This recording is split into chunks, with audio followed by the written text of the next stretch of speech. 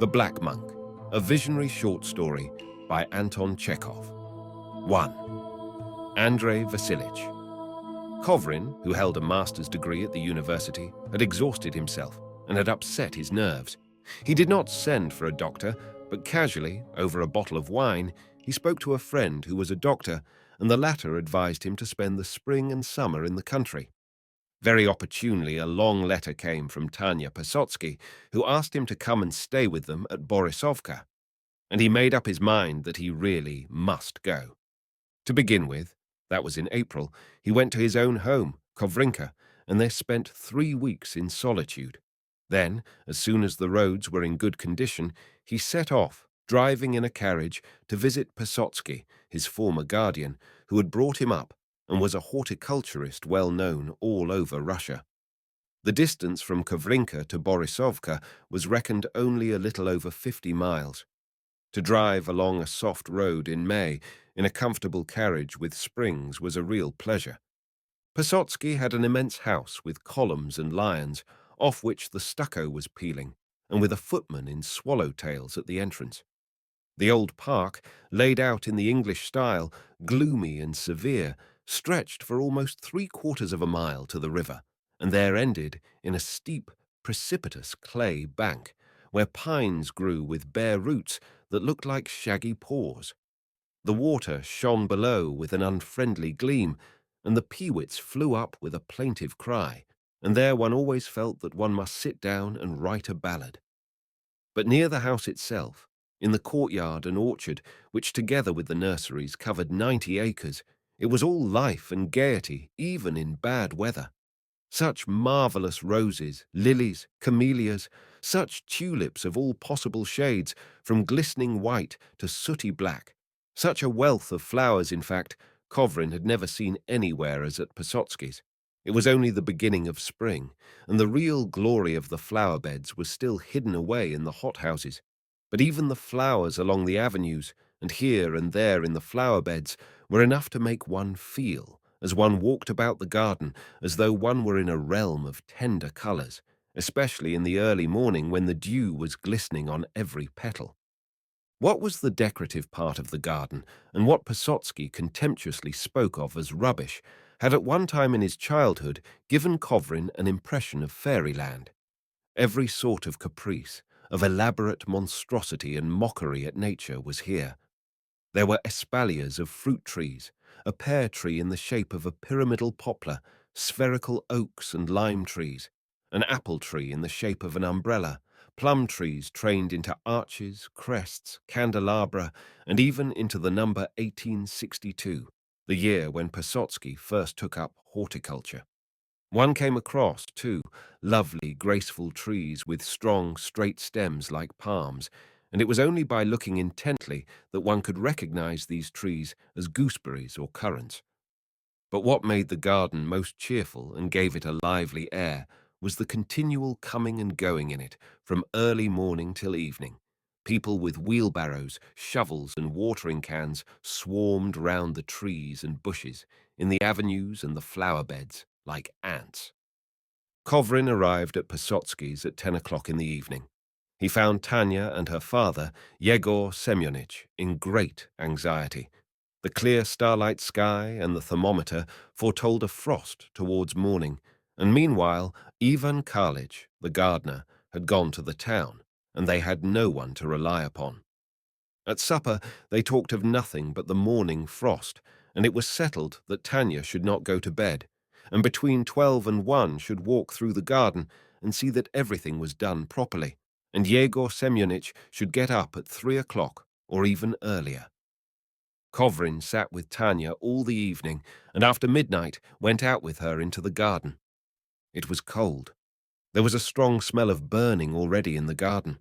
In the big orchard, which was called the commercial garden, and which brought Yegor Semyonich several thousand clear profit, a thick, black, acrid smoke was creeping over the ground, and curling around the trees was saving those thousands from the frost. Here the trees were arranged as on a chessboard, in straight and regular rows like ranks of soldiers, and this severe, pedantic regularity, and the fact that all the trees were of the same size and had tops and trunks all exactly alike made them look monotonous and even dreary. Kovrin and Tanya walked along the rows where fires of dung, straw, and all sorts of refuse were smouldering, and from time to time they were met by labourers who wandered in the smoke like shadows. The only trees in flower were the cherries, plums, and certain sorts of apples, but the whole garden was plunged in smoke, and it was only near the nurseries that Kovrin could breathe freely. "Even as a child I used to sneeze from the smoke here," he said, shrugging his shoulders. "But to this day I don't understand how smoke can keep off frost." "Smoke takes the place of clouds when there are none," answered Tanya. "And what do you want clouds for? In overcast and cloudy weather there is no frost." "You don't say so."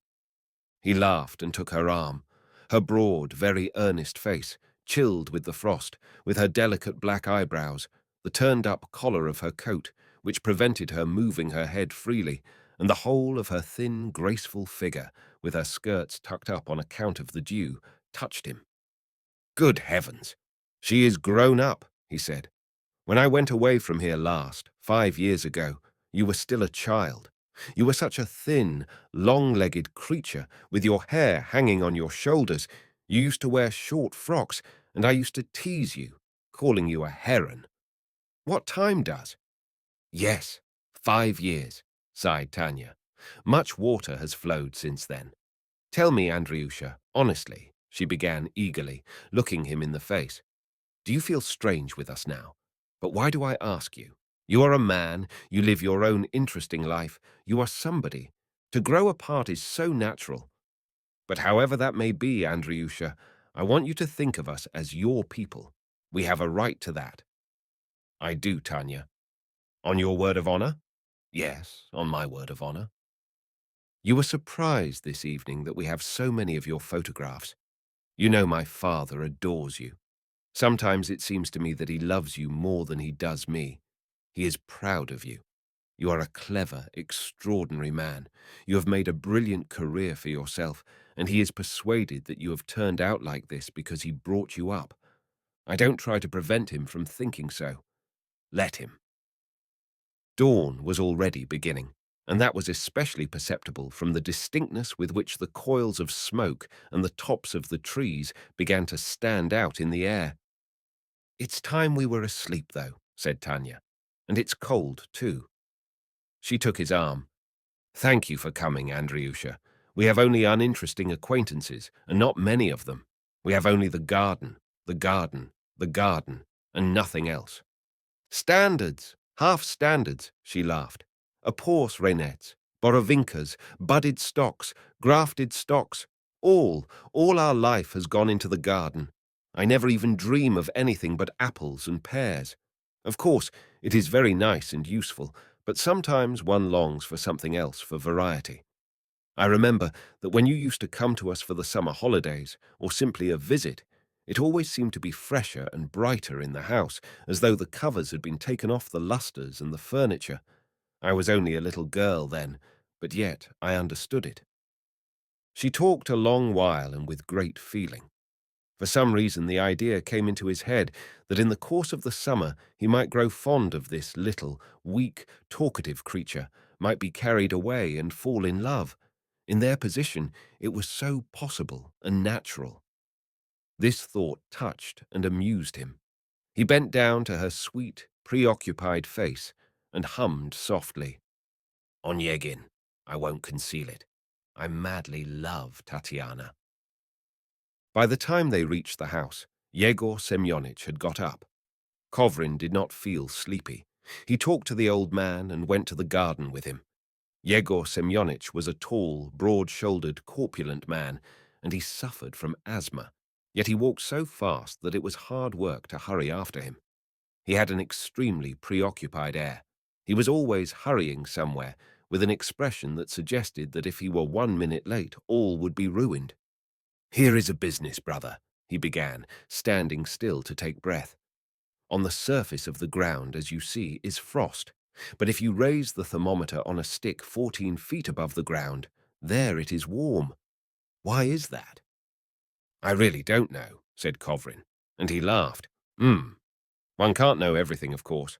However large the intellect may be, you can't find room for everything in it. I suppose you still go in chiefly for philosophy. Yes, I lecture in psychology. I am working at philosophy in general. And it does not bore you. On the contrary, it's all I live for. Well, God bless you, said Yegor Semyonich, meditatively stroking his grey whiskers. God bless you. I am delighted about you. Delighted, my boy. But suddenly he listened, and with a terrible face ran off and quickly disappeared behind the trees in a cloud of smoke. Who tied this horse to an apple tree? Kovrin heard his despairing, heart-rending cry. Who is the low scoundrel who has dared to tie this horse to an apple tree? My God, my God! They have ruined everything. They have spoilt everything. They have done everything filthy, horrible, and abominable. The orchard's done for. The orchard's ruined. My God! When he came back to Kovrin, his face looked exhausted and mortified. What is one to do with these accursed people? He said in a tearful voice, flinging up his hands. Stiopka was carting dung at night and tied the horse to an apple tree. He twisted the reins round it, the rascal, as tightly as he could, so that the bark is rubbed off in 3 places. What do you think of that? I spoke to him, and he stands like a post and only blinks his eyes. Hanging is too good for him. Growing calmer, he embraced Kovrin and kissed him on the cheek. Well, God bless you. God bless you, he muttered. I am very glad you have come. Unutterably glad. Thank you. Then, with the same rapid step and preoccupied face, he made the round of the whole garden and showed his former ward all his greenhouses and hothouses, his covered-in garden, and 2 apiaries, which he called the marvel of our century. While they were walking, the sun rose, flooding the garden with brilliant light. It grew warm. Foreseeing a long, bright, cheerful day, Kovrin recollected that it was only the beginning of May, and that he had before him a whole summer as bright, cheerful, and long. And suddenly there stirred in his bosom a joyous, youthful feeling, such as he used to experience in his childhood, running about in that garden. And he hugged the old man and kissed him affectionately. Both of them, feeling touched, went indoors and drank tea out of old-fashioned china cups, with cream and satisfying crendles made with milk and eggs, and these trifles reminded Kovrin again of his childhood and boyhood. The delightful present was blended with the impressions of the past that stirred within him. There was a tightness at his heart, yet he was happy. He waited till Tanya was awake and had coffee with her, went for a walk, then went to his room and sat down to work. He read attentively, making notes, and from time to time raised his eyes to look out at the open windows or at the fresh, still dewy flowers in the vases on the table. And again he dropped his eyes to his book, and it seemed to him as though every vein in his body was quivering and fluttering with pleasure. 2. In the country he led just as nervous and restless a life as in town. He read and wrote a great deal. He studied Italian, and when he was out for a walk, thought with pleasure that he would soon sit down to work again. He slept so little that everyone wondered at him. If he accidentally dozed for half an hour in the daytime, he would lie awake all night, and, after a sleepless night, would feel cheerful and vigorous, as though nothing had happened. He talked a great deal, drank wine, and smoked expensive cigars. Very often, almost every day, young ladies of neighboring families would come to the Posotskis and would sing and play the piano with Tanya. Sometimes a young neighbor who was a good violinist would come, too. Kovrin listened with eagerness to the music and singing and was exhausted by it, and this showed itself by his eyes closing and his head falling to one side. One day he was sitting on the balcony after evening tea, reading. At the same time, in the drawing-room, Tanya taking soprano, one of the young ladies a contralto, and the young man with his violin were practicing a well-known serenade of Braga's. Kovrin listened to the words. They were Russian, and could not understand their meaning. At last, leaving his book and listening attentively, he understood. A maiden full of sick fancies heard one night in her garden mysterious sounds, so strange and lovely that she was obliged to recognize them as a holy harmony which is unintelligible to us mortals, and so flies back to heaven. Kovrin's eyes began to close. He got up and in exhaustion walked up and down the drawing room, and then the dining room. When the singing was over, he took Tanya's arm, and with her went out on the balcony. "I have been all day thinking of a legend," he said. "I don't remember whether I have read it somewhere or heard it, but it is a strange and almost grotesque legend. To begin with, it is somewhat obscure. 1,000 years ago, a monk, dressed in black, wandered about the desert, somewhere in Syria or Arabia. Some miles from where he was, some fishermen saw another black monk who was moving slowly over the surface of a lake. This second monk was a mirage. Now forget all the laws of optics, which the legend does not recognize, and listen to the rest. From that mirage there was cast another mirage, then from that other a third, so that the image of the black monk began to be repeated endlessly from one layer of the atmosphere to another, so that he was seen at one time in Africa, at another in Spain, then in Italy, then in the far north. Then he passed out of the atmosphere of the earth, and now he is wandering all over the universe, still never coming into conditions in which he might disappear. Possibly he may be seen now in Mars or in some star of the Southern Cross. But my dear, the real point on which the whole legend hangs lies in the fact that exactly 1,000 years from the day when the monk walked in the desert, the mirage will return to the atmosphere of the earth again and will appear to men. And it seems that the 1,000 years is almost up. According to the legend, we may look out for the black monk today or tomorrow." "A queer mirage," said Tanya, who did not like the legend. "But the most wonderful part of it all," laughed Kovrin, "is that I simply cannot recall where I got this legend from. Have I read it somewhere? Have I heard it? Or perhaps I dreamed of the black monk. I swear I don't remember. But the legend interests me. I have been thinking about it all day." Letting Tanya go back to her visitors, he went out of the house and, lost in meditation, walked by the flower beds. The sun was already setting. The flowers, having just been watered, gave forth a damp, irritating fragrance. Indoors they began singing again, and in the distance the violin had the effect of a human voice. Kovrin, racking his brains to remember where he had read or heard the legend, turned slowly towards the park and unconsciously went as far as the river. By a little path that ran along the steep bank between the bare roots, he went down to the water, disturbed the peewits there, and frightened 2 ducks. The last rays of the setting sun still threw light here and there on the gloomy pines, but it was quite dark on the surface of the river. Kovrin crossed to the other side by the narrow bridge. Before him lay a wide field covered with young rye not yet in blossom. There was no living habitation, no living soul in the distance, and it seemed as though the little path, if one went along it, would take one to the unknown, mysterious place where the sun had just gone down, and where the evening glow was flaming in immensity and splendor.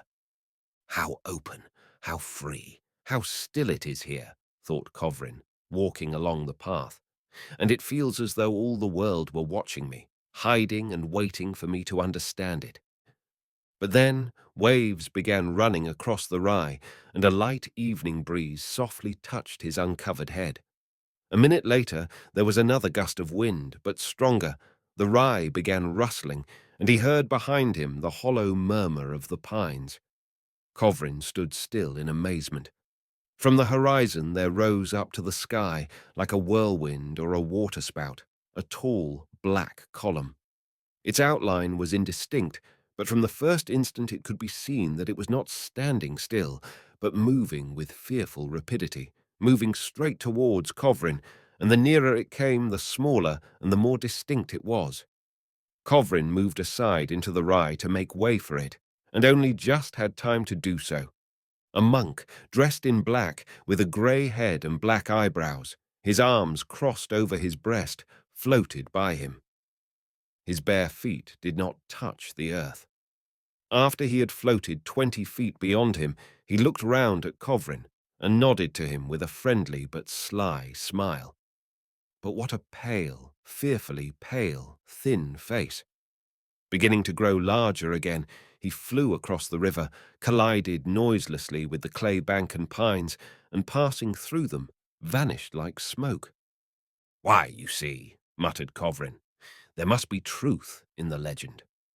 Without trying to explain to himself the strange apparition, glad that he had succeeded in seeing so near and so distinctly, not only the monk's black garments, but even his face and eyes, agreeably excited, he went back to the house.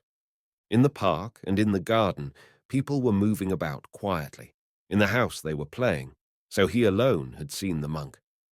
He had an intense desire to tell Tanya and Yegor Semyonich, but he reflected that they would certainly think his words the ravings of delirium, and that would frighten them. He had better say nothing. He laughed aloud, sang, and danced the mazurka. He was in high spirits, and all of them, the visitors and Tanya, thought he had a peculiar look, radiant and inspired, and that he was very interesting. 3. After supper, when the visitors had gone, he went to his room and lay down on the sofa. He wanted to think about the monk. But a minute later, Tanya came in. "Here, Andriusha, read father's articles," she said, giving him a bundle of pamphlets and proofs. "They are splendid articles. He writes capitally." "Capitally indeed," said Yegor Semyonich, following her and smiling constrainedly. He was ashamed. "Don't listen to her, please. Don't read them, though if you want to go to sleep, read them by all means. They are a fine soporific." "I think they are splendid articles," said Tanya, with deep conviction. "You read them, Andriusha, and persuade father to write oftener. He could write a complete manual of horticulture." Yegor Semyonich gave a forced laugh, blushed, and began uttering the phrases usually made us of by an embarrassed author. At last he began to give way. "In that case, begin with Gosha's article and these Russian articles," he muttered, turning over the pamphlets with a trembling hand, "or else you won't understand. Before you read my objections, you must know what I'm objecting to. But it's all nonsense, tiresome stuff. Besides, I believe it's bedtime." Tanya went away. Yegor Semyonich sat down on the sofa by Kovrin and heaved a deep sigh. "Yes, my boy," he began after a pause. "That's how it is, my dear lecturer. Here I write articles and take part in exhibitions and receive medals. Posotsky, they say, has apples the size of a head, and Posotsky, they say, has made his fortune with his garden. In short, Kochubey is rich and glorious. But one asks oneself, what is it all for? The garden is certainly fine, a model. It's not really a garden, but a regular institution, which is of the greatest public importance because it marks, so to say, a new era in Russian agriculture and Russian industry. But what's it for? What's the object of it? The fact speaks for itself. I do not mean in that sense. I meant to ask, what will happen to the garden when I die? In the condition in which you see it now, it would not be maintained for 1 month without me. The whole secret of success lies not in its being a big garden or a great number of laborers being employed in it, but in the fact that I love the work. Do you understand? I love it perhaps more than myself. Look at me. I do everything myself. I work from morning to night. I do all the grafting myself, the pruning myself, the planting myself. I do it all. Myself. When anyone helps me, I am jealous and irritable till I am rude. The whole secret lies in loving it, that is, in the sharp eye of the master. Yes, and in the master's hands, and in the feeling that makes one, when one goes anywhere for an hour's visit, sit, ill at ease, with one's heart far away, afraid that something may have happened in the garden. But when I die, who will look after it? Who will work? The gardener? The laborers? Yes. But I will tell you, my dear fellow, the worst enemy in the garden is not a hare, not a cockchafer, and not the frost, but any outside person. "And Tanya?" asked Kovrin, laughing. "She can't be more harmful than a hare. She loves the work and understands it." "Yes, she loves it and understands it. If after my death the garden goes to her, and she is the mistress, of course nothing better could be wished. But if, which God forbid, she should marry," Yegor Semyonich whispered, and looked with a frightened look at Kovrin. "That's just it. If she marries and children come, she will have no time to think about the garden. What I fear most is, she will marry some fine gentleman, and he will be greedy, and he will let the garden to people who will run it for profit, and everything will go to the devil the very first year. In our work, females are the scourge of God." Yegor Semyonich sighed and paused for a while. "Perhaps it is egoism, but I tell you frankly, I don't want Tanya to get married. I am afraid of it. There is one young dandy comes to see us, bringing his violin and scraping on it. I know Tanya will not marry him. I know it quite well, but I can't bear to see him. Altogether, my boy, I am very queer. I know that." Yegor Semyonich got up and walked about the room in excitement, and it was evident that he wanted to say something very important, but could not bring himself to it. "I am very fond of you, and so I am going to speak to you openly," he decided at last, thrusting his hands into his pockets. "I deal plainly with certain delicate questions and say exactly what I think, and I cannot endure so-called hidden thoughts. I will speak plainly. You are the only man to whom I should not be afraid to marry my daughter. You are a clever man with a good heart, and would not let my beloved work go to ruin. And the chief reason is that I love you as a son, and I am proud of you. If Tanya and you could get up a romance somehow, then, well, I should be very glad and even happy. I tell you this plainly, without mincing matters, like an honest man." Kovrin laughed. Yegor Semyonich opened the door to go out and stood in the doorway. "If Tanya and you had a son, I would make a horticulturist of him," he said, after a moment's thought. "However, this is idle dreaming. Good night." Left alone, Kovrin settled himself more comfortably on the sofa and took up the articles. The title of one was "On Intercropping," of another, a few words on the remarks of Monsieur Z concerning the trenching of the soil for a new garden. A third, additional matter concerning grafting with a dormant bud, and they were all of the same sort. But what a restless, jerky tone, what nervous, almost hysterical passion. Here was an article, one would have thought, with most peaceable and impersonal contents. The subject of it was the Russian Antonovsky apple.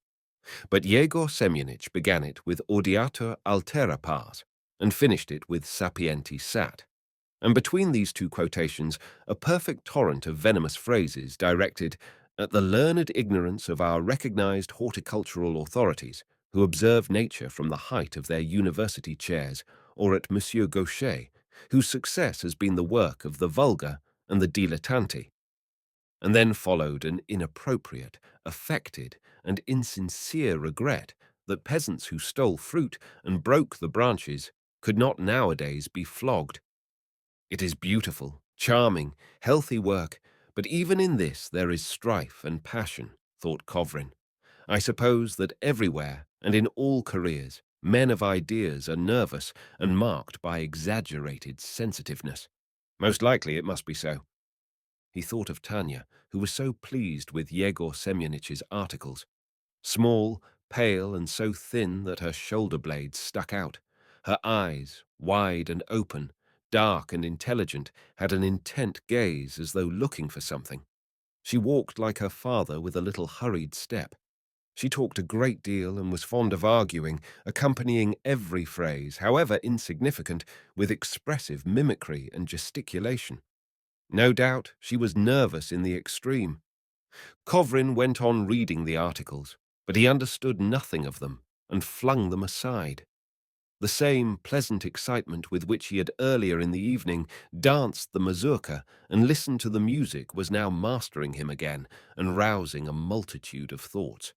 He got up and began walking about the room, thinking about the black monk. It occurred to him that if this strange, supernatural monk had appeared to him only, that meant that he was ill and had reached the point of having hallucinations. This reflection frightened him, but not for long. But I am all right, and I am doing no harm to anyone, so there is no harm in my hallucinations, he thought, and he felt happy again. He sat down on the sofa and clasped his hands round his head. Restraining the unaccountable joy which filled his whole being, he then paced up and down again and sat down to his work. But the thought that he read in the book did not satisfy him. He wanted something gigantic, unfathomable, stupendous. Towards morning, he undressed and reluctantly went to bed. He ought to sleep. When he heard the footsteps of Yegor Semyonich going out into the garden, Kovrin rang the bell and asked the footman to bring him some wine. He drank several glasses of Lafitte, then wrapped himself up, head and all. His consciousness grew clouded and he fell asleep. 4. Yegor Semyonich and Tanya often quarreled and said nasty things to each other. They quarreled about something that morning. Tanya burst out crying and went to her room. She would not come down to dinner nor to tea. At first, Yegor Semyonich went about looking sulky and dignified, as though to give everyone to understand that for him the claims of justice and good order were more important than anything else in the world. But he could not keep it up for long, and soon sank into depression. He walked about the park dejectedly, continually sighing, "Oh, my God! My God!" and at dinner did not eat a morsel. At last, guilty and conscience-stricken, he knocked at the locked door and called timidly, "Tanya! Tanya!" And from behind the door came a faint voice, weak with crying but still determined, "Leave me alone, if you please." The depression of the master and mistress was reflected in the whole household, even in the labourers working in the garden. Kovrin was absorbed in his interesting work, but at last he too felt dreary and uncomfortable. To dissipate the general ill humour in some way, he made up his mind to intervene, and towards evening he knocked at Tanya's door. He was admitted. "Fie! Fie! For shame!" he began playfully, looking with surprise at Tanya's tear-stained, woebegone face, flushed in patches with crying. "Is it really so serious? Fie! Fie!" "But if you knew how he tortures me," she said, and floods of scalding tears streamed from her big eyes. "He torments me to death," she went on, wringing her hands. "I said nothing to him. Nothing. I only said that there was no need to keep too many labourers, if we could hire them by the day when we wanted them. You know the labourers have been doing nothing for a whole week. I only said that, and he shouted and said a lot of horrible insulting things to me. What for?" There, said Kovrin, smoothing her hair. "You've quarrelled with each other. You've cried, and that's enough. You must not be angry for long. That's wrong, all the more as he loves you beyond everything." "He has spoiled my whole life," Tanya went on, sobbing. "I hear nothing but abuse and insults. He thinks I'm of no use in the house. Well, he is right. I shall go away tomorrow. I shall become a telegraph clerk. I don't care." "Come, come, come! You mustn't cry, Tanya. You mustn't, dear. You are both hot-tempered and irritable, and you are both to blame. Come along. I will reconcile you." Kovrin talked affectionately and persuasively while she went on crying, twitching her shoulders and wringing her hands as though some terrible misfortune had really befallen her. He felt all the sorrier for her because her grief was not a serious one, yet she suffered extremely. What trivialities were enough to make this little creature miserable for a whole day, perhaps for her whole life? Comforting Tanya, Kovrin thought that apart from this girl and her father, he might hunt the world over and would not find people who would love him as one of themselves, as one of their kindred. If it had not been for those two, he might very likely, having lost his father and mother in early childhood, never to the day of his death have known what was meant by genuine affection and that naive, uncritical love which is only lavished on very close blood relations. And he felt that the nerves of this weeping, shaking girl responded to his half-sick, overstrained nerves like iron to a magnet. He never could have loved a healthy, strong, rosy-cheeked woman, but pale, weak, unhappy Tanya attracted him. And he liked stroking her hair and her shoulders, pressing her hand and wiping away her tears. At last, she left off crying. She went on for a long time complaining of her father and her hard, insufferable life in that house, entreating Kovrin to put himself in her place. Then she began, little by little, smiling and sighing that God had given her such a bad temper. At last, laughing aloud, she called herself a fool and ran out of the room. When a little later Kovrin went into the garden, Yegor Semyonich and Tanya were walking side by side along an avenue as though nothing had happened, and both were eating rye bread with salt on it, as both were hungry. 5.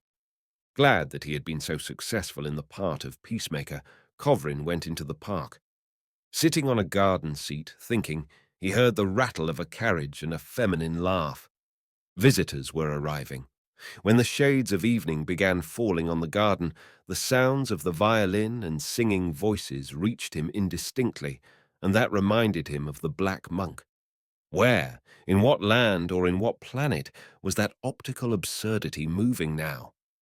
Hardly had he recalled the legend and pictured in his imagination the dark apparition he had seen in the rye field, when, from behind a pine tree exactly opposite, there came out, noiselessly, without the slightest rustle, a man of medium height with uncovered grey head, all in black and barefooted like a beggar, and his black eyebrows stood out conspicuously on his pale, death-like face.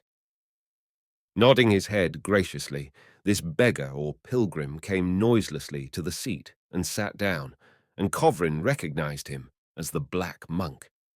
For a minute they looked at one another, Kovrin with amazement, and the monk with friendliness, and just as before, a little slyness, as though he were thinking something to himself. "But you are a mirage," said Kovrin. "Why are you here and sitting still? That does not fit in with the legend." "That does not matter," the monk answered in a low voice, not immediately turning his face towards him. "The legend, the mirage, and I are all the products of your excited imagination. I am a phantom." "Then you don't exist?" said Kovrin. "You can think as you like," said the monk with a faint smile. "I exist in your imagination, and your imagination is part of nature, so I exist in nature." "You have a very old, wise, and extremely expressive face, as though you really had lived more than 1,000 years," said Kovrin. "I did not know that my imagination was capable of creating such phenomena. But why do you look at me with such enthusiasm? Do you like me?" "Yes, you're one of those few who are justly called the chosen of God. You do the service of eternal truth. Your thoughts, your designs, the marvelous studies you are engaged in, and all your life bear the divine, the heavenly stamp, seeing that they are consecrated to the rational and the beautiful, that is, to what is eternal. You said eternal truth. But is eternal truth of use to man and within his reach if there is no eternal life?" "There is eternal life," said the monk. "Do you believe in the immortality of man?" "Yes, of course. A grand, brilliant future is in store for you men, and the more there are like you on earth, the sooner will this future be realized. Without you who serve the higher principle and live in full understanding and freedom, mankind would be of little account. Developing in a natural way, it would have to wait a long time for the end of its earthly history. You will lead it some thousands of years earlier into the kingdom of eternal truth. And therein lies your supreme service. You are the incarnation of the blessing of God, which rests upon men." "And what is the object of eternal life?" asked Kovrin. "As of all life, enjoyment. True enjoyment lies in knowledge, and eternal life provides innumerable and inexhaustible sources of knowledge, and in that sense it has been said, 'In my Father's house there are many mansions.'" If only you knew how pleasant it is to hear you, said Kovrin, rubbing his hands with satisfaction. I am very glad.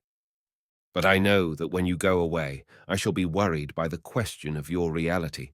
You are a phantom, an hallucination. So I am mentally deranged, not normal? What if you are? Why trouble yourself? You are ill because you have overworked and exhausted yourself, and that means that you have sacrificed your health to the idea, and the time is near at hand when you will give up life itself to it. What could be better?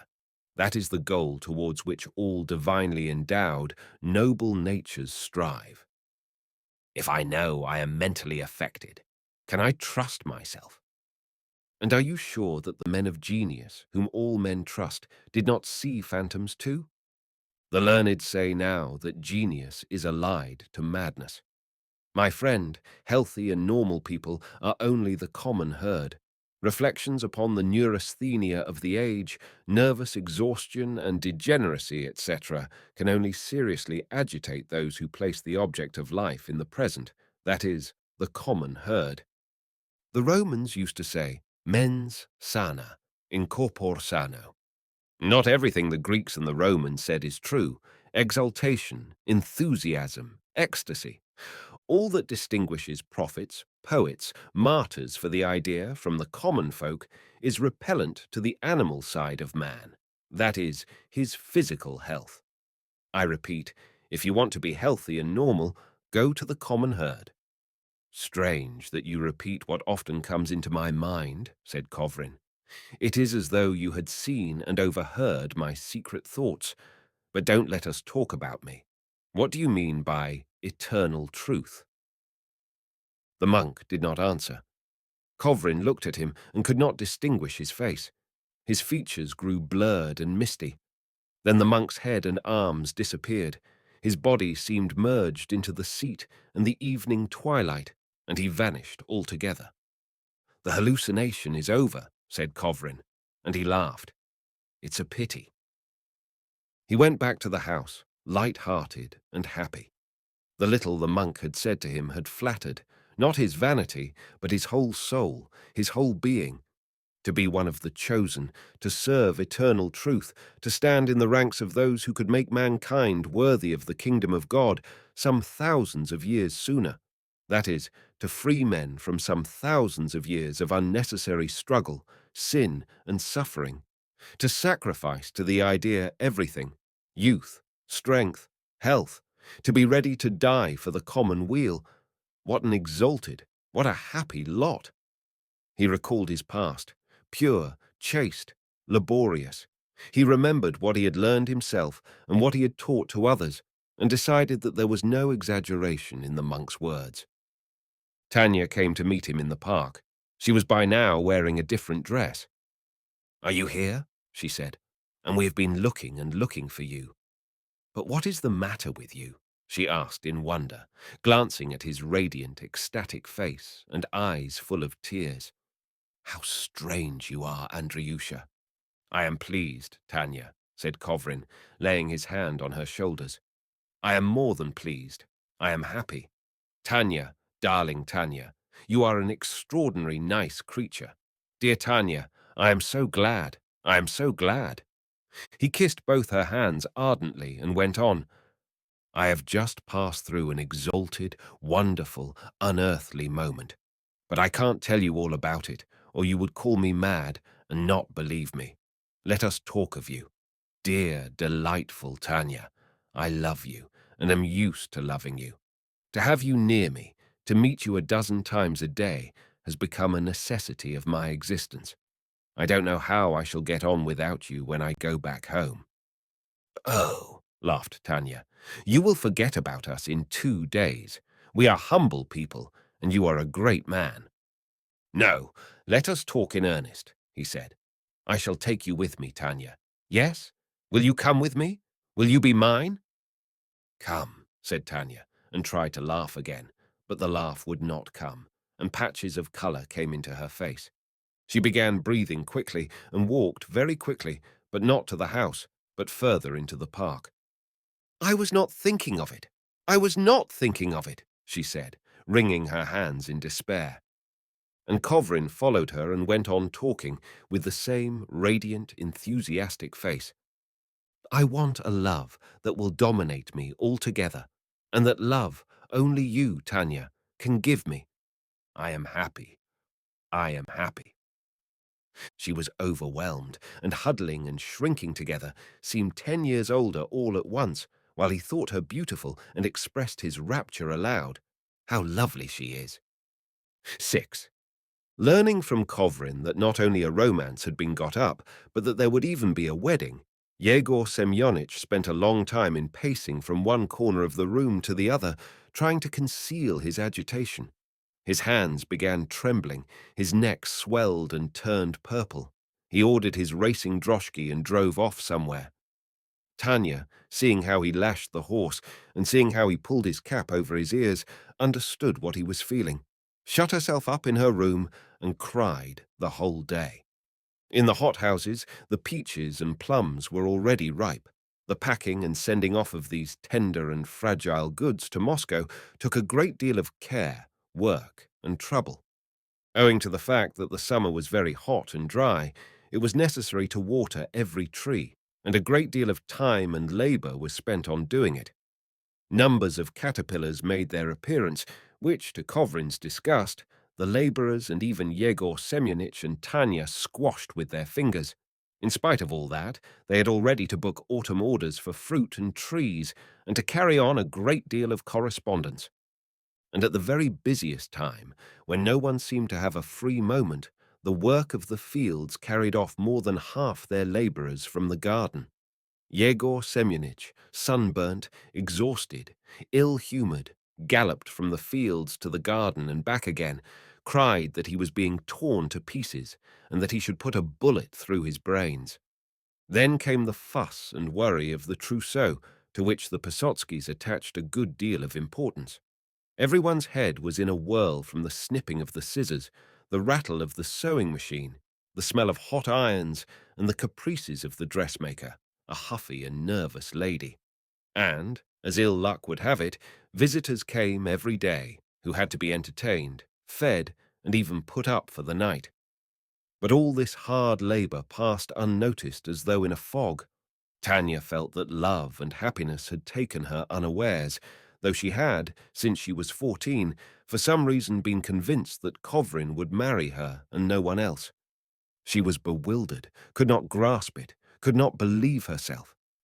At one minute, such joy would swoop down upon her that she longed to fly away. To the clouds and their prey to God. At another moment, she would remember that in August she would have to part from her home and leave her father, or, goodness knows why, the idea would occur to her that she was worthless, insignificant and unworthy of a great man like Kovrin, and she would go to her room, lock herself in, and cry bitterly for several hours. When there were visitors, she would suddenly fancy that Kovrin looked extraordinarily handsome, and that all the women were in love with him and envying her, and her soul was filled with pride and rapture, as though she had vanquished the whole world. But he had only to smile politely at any young lady for her to be trembling with jealousy, to retreat to her room, and tears again. These new sensations mastered her completely. She helped her father mechanically, without noticing peaches, caterpillars, or laborers, or how rapidly the time was passing. It was almost the same with Yegor Semyonich. He worked from morning till night, was always in a hurry, was irritable, and flew into rages. But all of this was in a sort of spellbound dream. It seemed as though there were two men in him. One was the real Yegor Semyonich, who was moved to indignation and clutched his head in despair when he heard of some irregularity from Ivan Karlovich, the gardener, and another, not the real one, who seemed as though he were half drunk, would interrupt a business conversation at half a word, touch the gardener on the shoulder, and begin muttering, "Say what you like. There is a great deal in blood." His mother was a wonderful woman, most high-minded and intelligent. It was a pleasure to look at her good, candid, pure face. It was like the face of an angel. She drew splendidly, wrote verses, spoke 5 foreign languages, sang. Poor thing, she died of consumption. The kingdom of heaven be hers. The unreal Yegor Semyonich sighed, and after a pause went on. When he was a boy and growing up in my house, he had the same angelic face, good and candid. The way he looks and talks and moves is as soft and elegant as his mother's, and his intellect. We were always struck with his intelligence. To be sure, it's not for nothing he's a master of arts. It's not for nothing. And wait a bit, Ivan Karlovich, what will he be in 10 years' time? He will be far above us. But at this point, the real Yegor Semyonich, suddenly coming to himself, would make a terrible face, would clutch his head and cry, "The devils! They have spoilt everything. They have ruined everything. They have spoilt everything. The garden's done for. The garden's ruined." Kovrin, meanwhile, worked with the same ardour as before, and did not notice the general commotion. Love only added fuel to the flames. After every talk with Tanya, he went to his room, happy and triumphant, took up his book or his manuscript with the same passion with which he had just kissed Tanya and told her of his love. What the black monk had told him of the chosen of God, of eternal truth, of the brilliant future of mankind, and so on, gave peculiar and extraordinary significance to his work and filled his soul with pride and the consciousness of his own exalted consequence. Once or twice a week, in the park or in the house, he met the black monk and had long conversations with him, but this did not alarm him, but, on the contrary, delighted him, as he was now firmly persuaded that such apparitions only visited the elect few who rise up above their fellows and devote themselves to the service of the idea. One day, the monk appeared at dinner time and sat in the dining-room window. Kovrin was delighted, and very adroitly began a conversation with Yegor Semyonich and Tanya of what might be of interest to the monk. The black-robed visitor listened and nodded his head graciously, and Yegor Semyonich and Tanya listened too, and smiled gaily without suspecting that Kovrin was not talking to them, but to his hallucination. Imperceptibly, the fast of the Assumption was approaching, and soon after came the wedding, which, at Yegor Semyonich's urgent desire, was celebrated with a flourish. That is, with senseless festivities that lasted for 2 whole days and nights. 3,000 rubles worth of food and drink was consumed, but the music of the wretched hired band, the noisy toasts, the scurrying to and fro of the footmen, the uproar and crowding prevented them from appreciating the taste of the expensive wines and wonderful delicacies ordered from Moscow. 7. One long winter night, Kovrin was lying in bed, reading a French novel.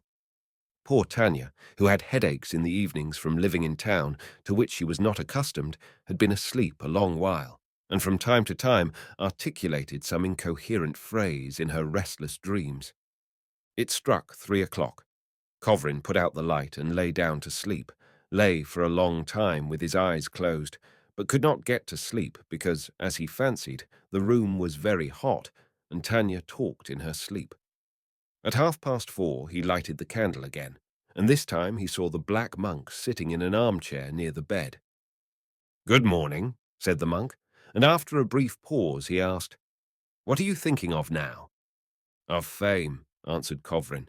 "In the French novel I have just been reading, there is a description of a young savant who does silly things and pines away through worrying about fame. I can't understand such anxiety." "Because you are wise. Your attitude towards fame is one of indifference, as towards a toy which no longer interests you." "Yes, that is true. Renown does not allure you now. What is there flattering, amusing, or edifying in their carving your name on a tombstone, then time rubbing off the inscription together with the gilding? Moreover, happily, there are too many of you for the weak memory of mankind to be able to retain your names." "Of course," assented Kovrin. "Besides, why should they be remembered? But let us talk of something else. Of happiness, for instance. What is happiness?" When the clock struck 5, he was sitting on the bed, dangling his feet to the carpet, talking to the monk. "In ancient times, a happy man grew at last frightened of his happiness. It was so great. And to propitiate the gods he brought as a sacrifice his favorite ring. Do you know, I too, like Polycrates, begin to be uneasy of my happiness. It seems strange to me that from morning to night I feel nothing but joy. It fills my whole being and smothers all other feelings. I don't know what sadness, grief, or boredom is. Here I am not asleep. I suffer from sleeplessness, but I am not dull. I say it in earnest. I begin to feel perplexed. But why? The monk asked in wonder. Is joy a supernatural feeling? Ought it not to be the normal state of man? The more highly a man is developed on the intellectual and moral side, the more independent he is, the more pleasure life gives him. Socrates, Diogenes, and Marcus Aurelius were joyful, not sorrowful. And the apostle tells us, rejoice continually. Rejoice and be glad. But will the gods be suddenly wrathful? Kovrin jested, and he laughed. If they take from me comfort and make me go cold and hungry, it won't be very much to my taste. Meanwhile, Tanya woke up and looked with amazement and horror at her husband. He was talking, addressing the armchair, laughing and gesticulating. His eyes were gleaming, and there was something strange in his laugh. Andriusha, whom are you talking to? She asked, clutching the hand he stretched out to the monk. Andriusha, whom? Oh, whom? Said Kovrin in confusion. Why, to him. He is sitting here, he said, pointing to the black monk. There is no one here. No one. Andriusha, you are ill. Tanya put her arm round her husband and held him tight, as though protecting him from the apparition, and put her hand over his eyes. You are ill, she sobbed, trembling all over. Forgive me, my precious, my dear one, but I have noticed for a long time that your mind is clouded in some way. You are mentally ill, Andriusha. Her trembling infected him too. He glanced once more at the armchair, which was now empty, felt a sudden weakness in his arms and legs, was frightened, and began dressing. It's nothing, Tanya. It's nothing, he muttered, shivering. I really am not quite well. It's time to admit that. I have noticed it for a long time, and Father has noticed it, she said, trying to suppress her sobs. You talk to yourself, smile somehow strangely, and can't sleep. Oh, my God, save us, she said in terror. But don't be frightened, Andriusha. For God's sake, don't be frightened. She began dressing too. Only now, looking at her, Kovrin realized the danger of his position, realized the meaning of the black monk and his conversations with him. It was clear to him now that he was mad. Neither of them knew why they dressed and went into the dining room, she in front and he following her. There they found Yegor Semyonich standing in his dressing gown and with a candle in his hand. He was staying with them and had been awakened by Tanya's sobs. Don't be frightened, Andriusha, Tanya was saying, shivering as though in a fever. Don't be frightened. Father, it will all pass over. It will all pass over. Kovrin was too much agitated to speak. He wanted to say to his father-in-law in a playful tone, Congratulate me. It appears I have gone out of my mind. But he could only move his lips and smile bitterly. At 9 o'clock in the morning, they put on his jacket and fur coat, wrapped him up in a shawl, and took him in a carriage to a doctor. 8. Summer had come again, and the doctor advised their going into the country. Kovrin had recovered. He had left off seeing the black monk, and he had only to get up his strength. Staying at his father-in-law's, he drank a great deal of milk, worked for only 2 hours out of the 24, and neither smoked nor drank wine. On the evening before Elijah's day, they had an evening service in the house. When the deacon was handing the priest the censer, the immense old room smelt like a graveyard, and Kovrin felt bored. He went out into the garden. Without noticing the gorgeous flowers, he walked about the garden, sat down on a seat, then strolled about the park. Reaching the river, he went down and then stood, lost in thought, looking at the water. The sullen pines with their shaggy roots, which had seen him a year before so young, so joyful and confident, were not whispering now, but standing mute and motionless, as though they did not recognize him. And indeed, his head was closely cropped, his beautiful long hair was gone, his step was lagging, his face was fuller and paler than last summer. He crossed by the footbridge to the other side. Where the year before there had been rye, the oats stood, reaped, and lay in rows. The sun had set, and there was a broad stretch of glowing red on the horizon, a sign of windy weather next day. It was still. Looking in the direction from which the year before the Black Monk had first appeared, Kovrin stood for 20 minutes, till the evening glow had begun to fade. When, listless and dissatisfied, he returned home, the service was over. Yegor Semyonich and Tanya were sitting on the steps of the veranda, drinking tea. They were talking of something, but, seeing Kovrin, ceased at once, and he concluded from their faces that their talk had been about him. "I believe it is time for you to have your milk," Tanya said to her husband. "No, it is not time yet," he said, sitting down on the bottom step. "Drink it yourself. I don't want it." Tanya exchanged a troubled glance with her father and said in a guilty voice, "You notice yourself that milk does you good." "Yes, a great deal of good." Kovrin laughed. "I congratulate you. I have gained a pound in weight since Friday." He pressed his head tightly in his hands and said miserably, "Why? Why have you cured me? Preparations of bromide, idleness, hot baths, supervision, cowardly consternation at every mouthful, at every step. All this will reduce me at last to idiocy. I went out of my mind. I had megalomania, but then I was cheerful, confident, and even happy. I was interesting and original. Now I have become more sensible and stolid, but I am just like everyone else. I am mediocrity. I am weary of life. Oh, how cruelly you have treated me. I saw hallucinations, but what harm did that do to anyone? I ask, what harm did that do anyone?" "Goodness knows what you are saying," sighed Yegor Semyonich. "It's positively wearisome to listen to it." "Then don't listen."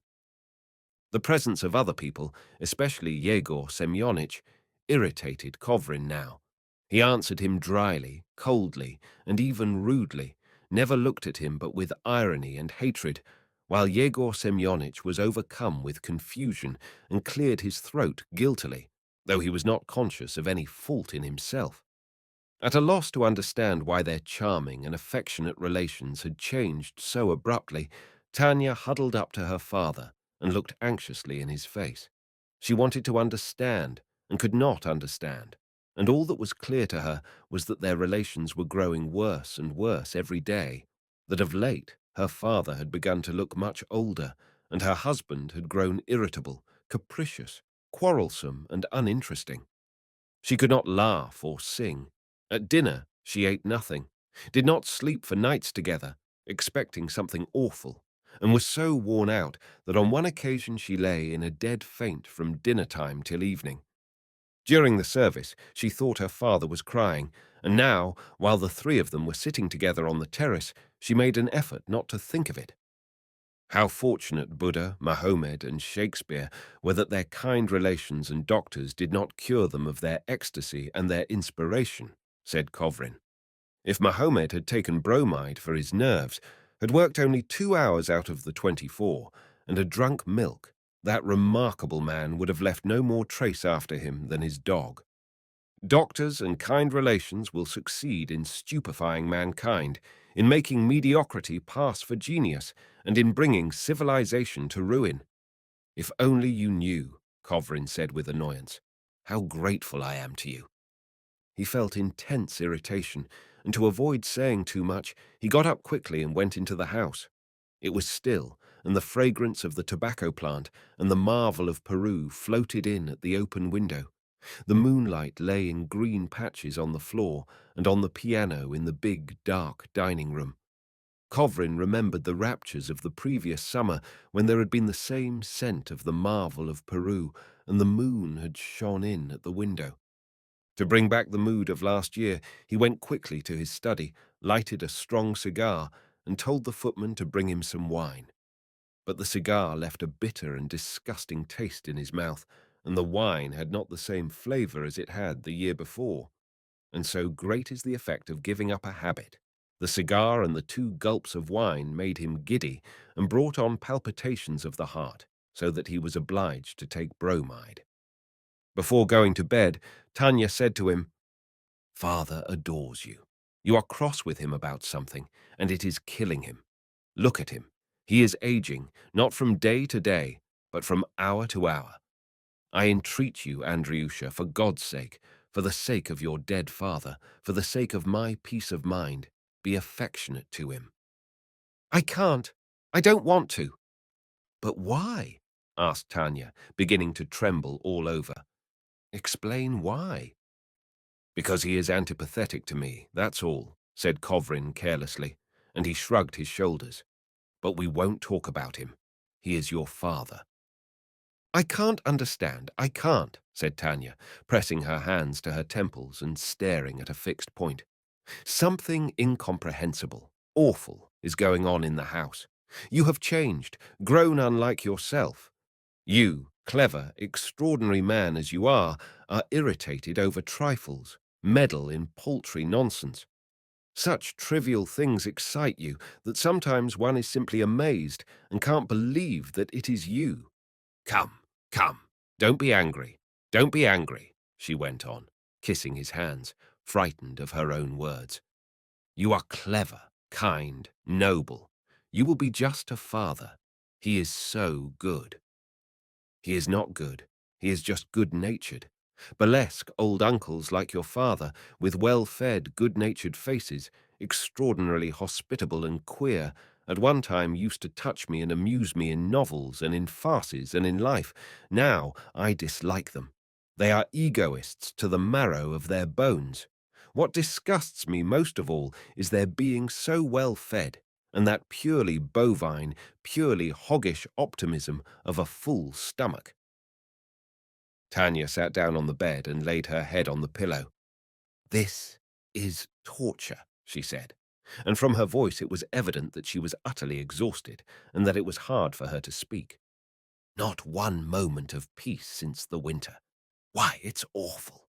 My God, I am wretched. Oh, of course, I am Herod, and you and your father are the innocents. Of course." His face seemed to Tanya ugly and unpleasant. Hatred and an ironical expression did not suit him, and indeed she had noticed before that there was something lacking in his face, as though ever since his hair had been cut, his face had changed too. She wanted to say something wounding to him, but immediately she caught herself in this antagonistic feeling. She was frightened and went out of the bedroom. 9. Kovrin received a professorship at the university. The inaugural address was fixed for the 2nd of December, and a notice to that effect was hung up in the corridor at the university. But on the day appointed, he informed the student's inspector by telegram that he was prevented by illness from giving the lecture. He had hemorrhage from the throat. He was often spitting blood, but it happened 2 or 3 times a month that there was a considerable loss of blood, and then he grew extremely weak and sank into a drowsy condition. This illness did not particularly frighten him, as he knew that his mother had lived for 10 years or longer suffering from the same disease, and the doctors assured him that there was no danger and had only advised him to avoid excitement, to lead a regular life, and to speak as little as possible. In January again, his lecture did not take place owing to the same reason, and in February it was too late to begin the course. It had to be postponed to the following year. By now he was living not with Tanya, but with another woman, who was 2 years older than he was, and who looked after him as though he were a baby. He was in a calm and tranquil state of mind. He readily gave in to her, and when Varvara Nikolaevna, that was the name of his friend, decided to take him to the Crimea, he agreed, though he had a presentiment that no good would come of the trip.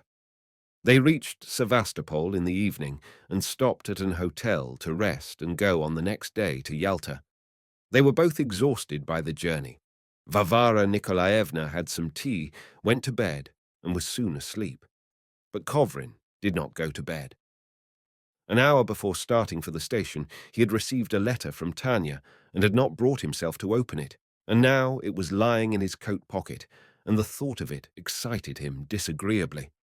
At the bottom of his heart, he genuinely considered now that his marriage to Tanya had been a mistake. He was glad that their separation was final, and the thought of that woman who in the end had turned into a living relic, still walking about, though everything seemed dead in her, except her big, staring, intelligent eyes. The thought of her roused in him nothing but pity and disgust with himself. The handwriting on the envelope reminded him how cruel and unjust he had been 2 years before, how he had worked off his anger at his spiritual emptiness, his boredom, his loneliness, and his dissatisfaction with life by revenging himself on people in no way to blame. He remembered also how he had torn up his dissertation and all the articles he had written during his illness, and how he had thrown them out of window, and the bits of paper had fluttered in the wind and caught on the trees and flowers. In every line of them he saw strange, utterly groundless pretension, shallow defiance, arrogance, megalomania, and they made him feel as though he were reading a description of his vices. But when the last manuscript had been torn up and sent flying out of window, he felt, for some reason, suddenly bitter and angry. He went to his wife and said a great many unpleasant things to her. My God, how he had tormented her! One day, wanting to cause her pain, he told her that her father had played a very unattractive part in their romance, that he had asked him to marry her. Yegor Semyonich accidentally overheard this, ran into the room, and, in his despair, could not utter a word, could only stamp and make a strange, bellowing sound, as though he had lost the power of speech. And Tanya, looking at her father, had uttered a heart-rending shriek and had fallen into a swoon. It was hideous. All this came back into his memory as he looked at the familiar writing. Kovrin went out onto the balcony. It was still warm weather, and there was a smell of the sea. The wonderful bay reflected the moonshine and the lights, and was of a colour for which it was difficult to find a name. It was a soft and tender blending of dark blue and green. In places, the water was like blue vitriol, and in places, it seemed as though the moonlight were liquefied and filling the bay instead of water.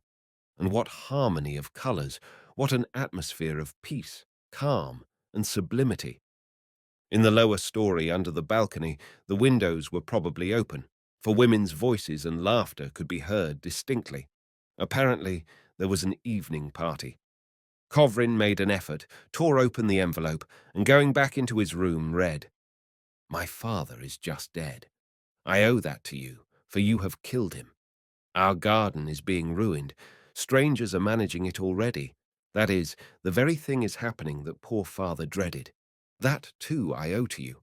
I hate you with my whole soul, and I hope you may soon perish. Oh, how wretched I am!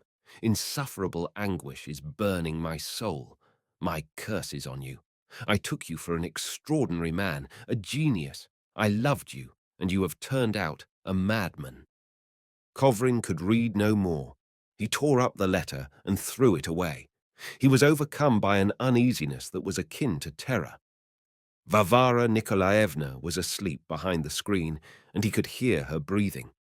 From the lower story came the sounds of laughter and women's voices, but he felt as though in the whole hotel there were no living soul but him. Because Tanya, unhappy, broken by sorrow, had cursed him in her letter and hoped for his perdition, he felt eerie and kept glancing hurriedly at the door, as though he were afraid that the uncomprehended force which 2 years before had wrought such havoc in his life and in the life of those near him might come into the room and master him once more.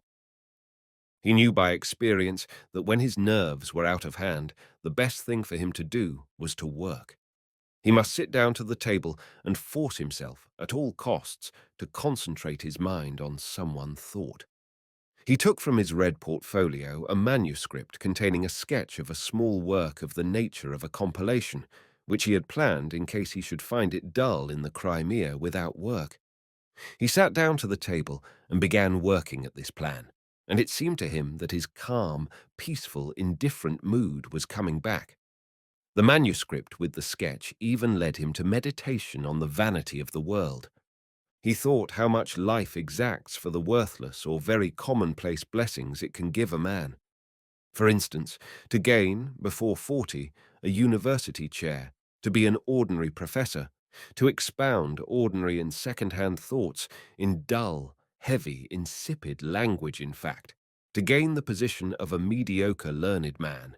He, Kovrin, had had to study for 15 years, to work day and night, to endure a terrible mental illness, to experience an unhappy marriage, and to do a great number of stupid and unjust things which it would have been pleasant not to remember. Kovrin recognized clearly now that he was a mediocrity and readily resigned himself to it, as he considered that every man ought to be satisfied with what he is. The plan of the volume would have soothed him completely, but the torn letter showed white on the floor and prevented him from concentrating his attention. He got up from the table, picked up the pieces of the letter, and threw them out of window, but there was a light wind blowing from the sea, and the bits of paper were scattered on the windowsill. Again he was overcome by uneasiness akin to terror, and he felt as though in the whole hotel there were no living soul but himself. He went out on the balcony. The bay, like a living thing, looked at him with its multitude of light blue, dark blue, turquoise and fiery eyes, and seemed beckoning to him. And it really was hot and oppressive, and it would not have been amiss to have a bathe. Suddenly, in the lower story under the balcony, a violin began playing, and two soft, feminine voices began singing. It was something familiar. The song was about a maiden, full of sick fancies, who heard one night in her garden mysterious sounds, so strange and lovely that she was obliged to recognize them as a holy harmony which is unintelligible to us mortals, and so flies back to heaven. Kovrin caught his breath, and there was a pang of sadness at his heart, and a thrill of the sweet, exquisite delight he had so long forgotten began to stir in his breast. A tall black column, like a whirlwind or a waterspout, appeared on the further side of the bay. It moved with fearful rapidity across the bay, towards the hotel, growing smaller and darker as it came, and Kovrin only just had time to get out of the way to let it pass. The monk, with bare grey head, black eyebrows, barefoot, his arms crossed over his breast, floated by him and stood still in the middle of the room. "Why did you not believe me?" he asked reproachfully, looking affectionately at Kovrin. "If you had believed me then that you were a genius, you would not have spent these 2 years so gloomily and so wretchedly." Kovrin already believed that he was one of God's chosen and a genius. He vividly recalled his conversations with the monk in the past and tried to speak, but the blood flowed from his throat onto his breast, and not knowing what he was doing, he passed his hands over his breast, and his cuffs were soaked with blood. He tried to call Varvara Nikolaevna, who was asleep behind the screen. He made an effort and said, "Tanya!" He fell on the floor, and propping himself on his arms, called again, "Tanya!" He called Tanya, called to the great garden with the gorgeous flowers sprinkled with dew, called to the park, the pines with their shaggy roots, the rye field, his marvelous learning, his youth, courage, joy, called to life, which was so lovely. He saw on the floor near his face a great pool of blood, and was too weak to utter a word, but an unspeakable, infinite happiness flooded his whole being. Below, under the balcony, they were playing the serenade, and the black monk whispered to him that he was a genius, and that he was dying only because his frail human body had lost its balance and could no longer serve as the mortal garb of genius. When Varvara Nikolaevna woke up and came out from behind the screen, Kovrin was dead, and a blissful smile was set upon his face.